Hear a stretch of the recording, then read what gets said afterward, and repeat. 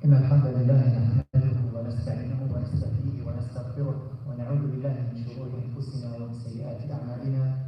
من يهد الله فهو المهتد ومن يضلل فلن تجد له وليا مرشدا.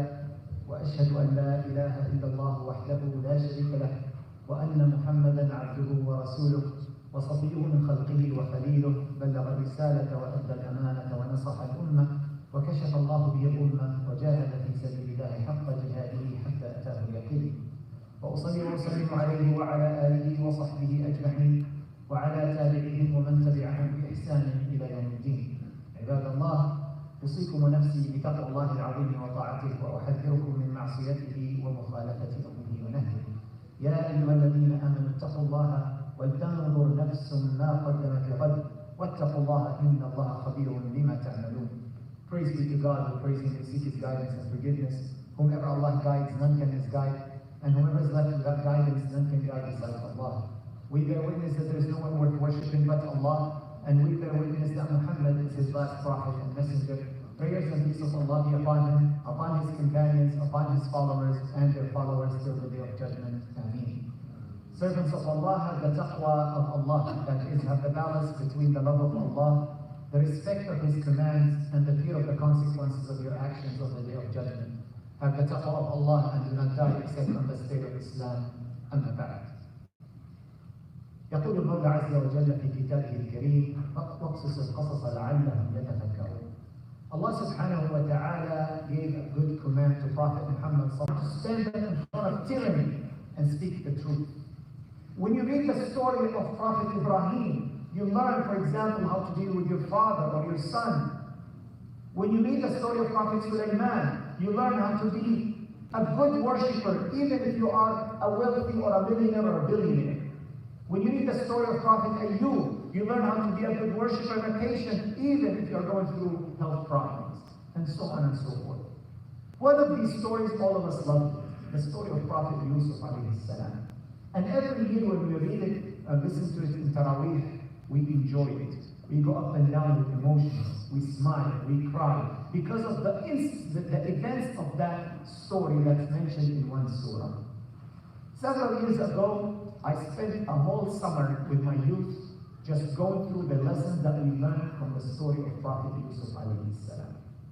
What I would like today to do is, in this short khutbah, go through some of these lessons that we learned from the story of Prophet Yusuf, which is something that you maybe learned before or heard before, but it could be a good reminder or an eye-opener for some of the things that we learned in that story. Hopefully, next time you read the story, you will conclude and remember those lessons, and you will learn how to conclude lessons from other stories as well. This story in this surah has lessons on different levels. The family level, the society and the community level, the personal level, and so the moral level, the planning level, so many areas that we can learn lessons from that story. We'll share maybe the family level today, inshallah, and maybe in a future opportunity we'll go through the other lessons. The story starts talking about the relationship between a teenager and his father. إذ قال يوسف لأبيه يا أبت إني رأيت 11 كوكبا والشمس والقمر رأيتهم لي ساجدين. A teenager who's been bothered by something, a dream. Who did he go to? He went to his father. And that's a lesson that we need to teach all our children, especially in the time that we're going through, especially with the things that are happening in the school system, especially with the things that are happening on social media, on TV. If something is bothering you as a teenager or even as a young adult, your parents are there for you. Prophet Yusuf went to his father telling him, something is bothering me. A lot of our young brothers and sisters, they don't consider that at all. They'd rather go talk to their friends, their classmates, their co-workers, instead of asking or sharing what's bothering them with their parents. It is so sad to see many of the teenagers are willing to take an advice from another teenager rather than talking to their parents, forgetting that their parents paid attention to his son's concerns and listened, and they gave him as an advice or a suggestion. One of the biggest complaints I get from the youth, the Muslim youth, that my parents don't have time for me. When I talk to my mom, she's busy on her phone. When I talk to my dad, he's busy on his laptop. My request to each one of you as a father or a mother, if your son or daughter come to you with something that's bothering them, especially something that's bothering them at school, turn your phone away. Turn the stove off. Put your computer on the side. Turn the TV off and look them in the eye and say, yes, what can I do for you? The moment you don't pay attention to them, they're not going to come back to you. The moment you lose your temper, let's say your son or daughter came and told you and confessed, Dad, Mom, I did something wrong. If you lose it and you start getting angry and yelling, they will never come back to you. Listen to them. Pay attention. If they come to you with an idea, many times our children will come and tell us, look, I drew an invention. I can write a poem. Don't tell them, don't waste my time, go do your homework. Sit down and listen. What are they doing? Maybe that's a talent that you can build for a future inventor, future writer, future leader, future speaker. These are the things that the parents should do when their children come and talk to them about that. That's another lesson. A third lesson. The love of Yaqub to his son Yusuf was so strong to the point that it made his brothers jealous. To the point that they plotted to get rid of him or even kill him. That's how dangerous jealousy could be between siblings.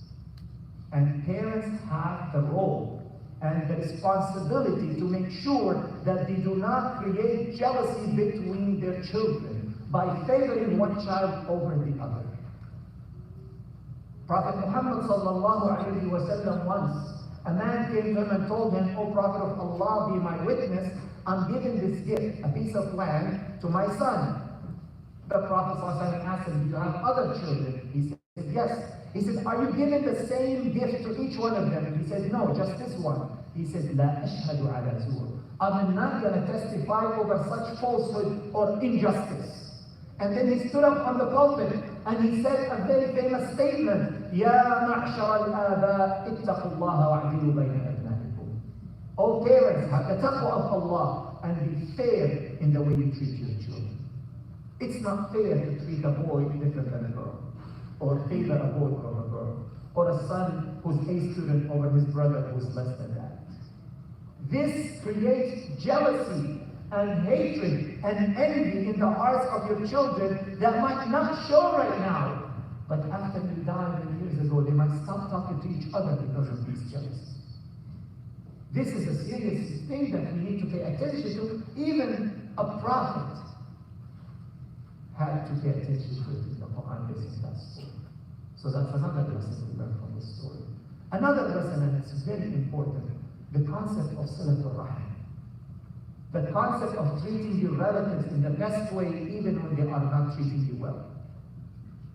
The concept of, look at Prophet Yusuf alayhi salam, was so mistreated by his brothers. They plotted to get rid of him or kill him, throw him in the well. Because of that, he became a slave. Because of that, he went to prison. Because of all that, he lived far away from his parents in a very difficult life for at least 10, 20 years. Yet, when his brothers came to him at the end of the story, and they told him, Tallahi qad atharaka Allahu alayhi. We are sorry. Indeed, God made you better than us. We are so sorry for what this. What did he say? قَالَ لَا تَثْرِيبَ عَلَيْكُمُ الْيَوْمَ. I'm not going to do it. I forgive you 100%. This is a lesson we need to know how to treat our relatives. It is so sad to hear about two brothers in the community do not talk to each other because 10 years ago, their wives had a fight. Or because their children don't get along. Or because they had a problem or a financial or inheritance issue. It is unacceptable, it is haram for you to boycott your relatives, even if they are mistreating you. A man came to the Prophet ﷺ and told him, I have relatives, I treat them nicely, they treat me in a bad way. I try to connect with them, they do not connect with me. Do I still have to do Salat al-Rahim with them? The Prophet ﷺ gave him the very important essence of Salat al-Rahim, and he said, لَيْسَ الْوَاصِلُ الْمُكَافِرُ.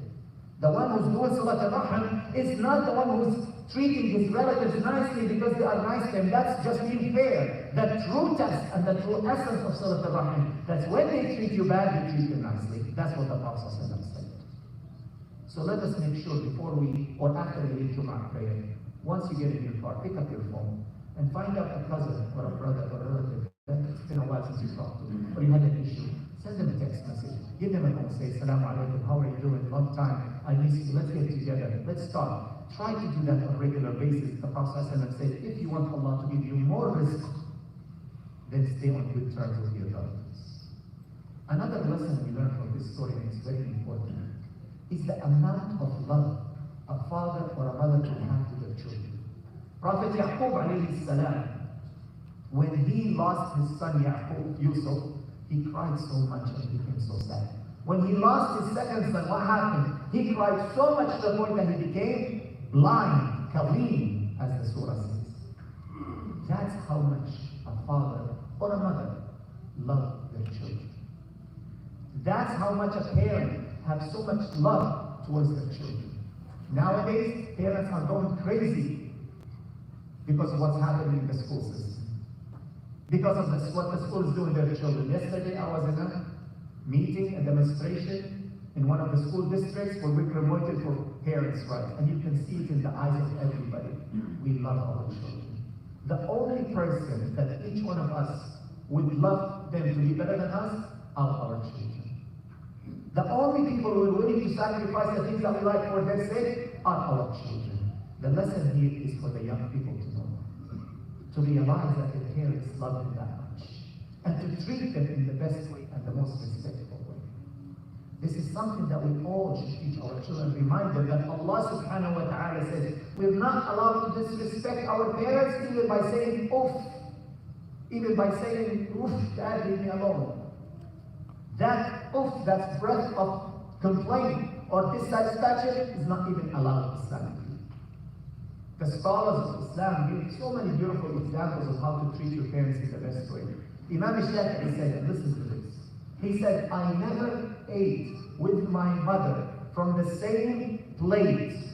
Why? Because I was so afraid I would eat the piece of food that she had her eye on it.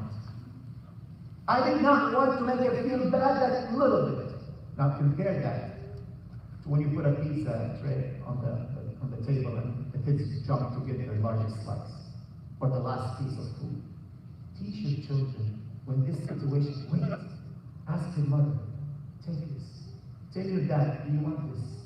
Teach them the most respectful manners. Sadly nowadays, the society is so disrespectful to their parents, yelling at them, calling them names, saying bad things.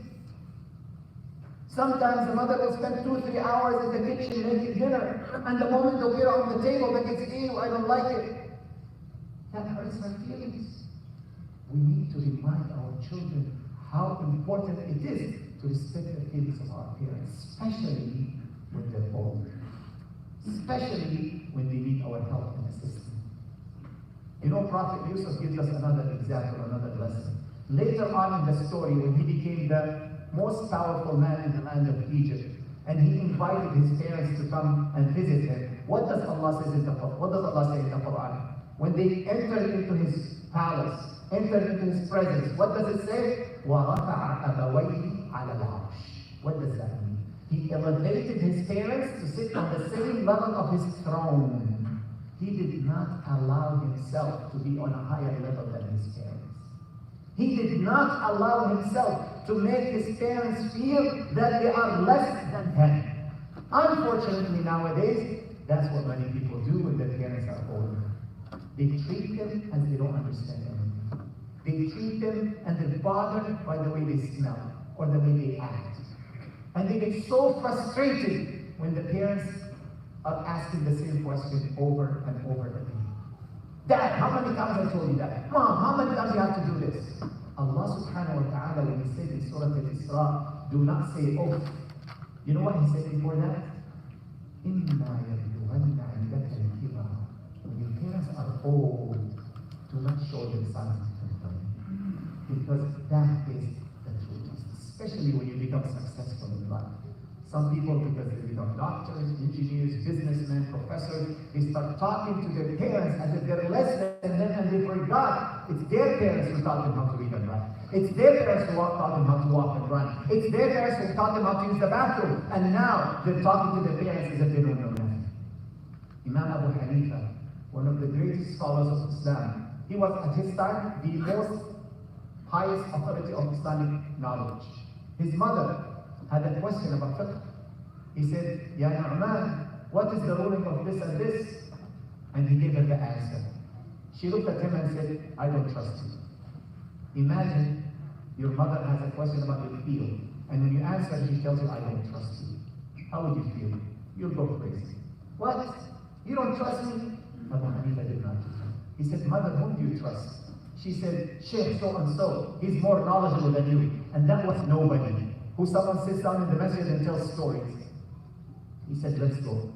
He took her to his house, knocked the door. The man could not believe that Abu Hanifa is visiting me. What a good day. What can I do for you? He said, my mother has a question.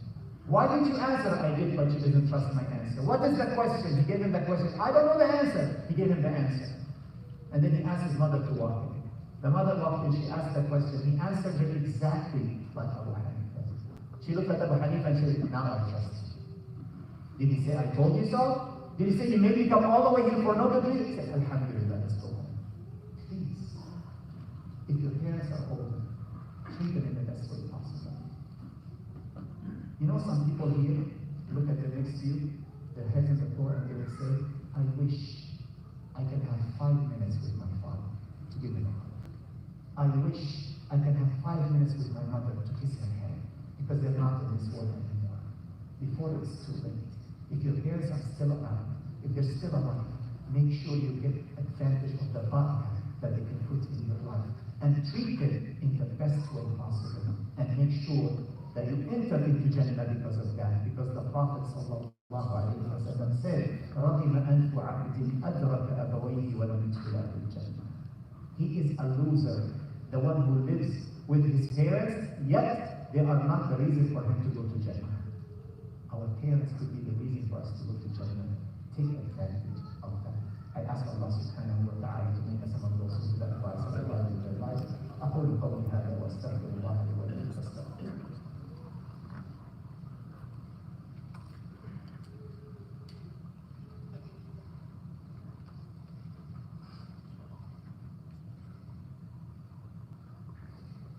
بسم الله الرحمن الرحيم والصلاة والسلام على رسوله أفضل الأنبياء والمرسلين وعلى تابعيهم ومن تبعهم بإحسان إلى يوم الدين.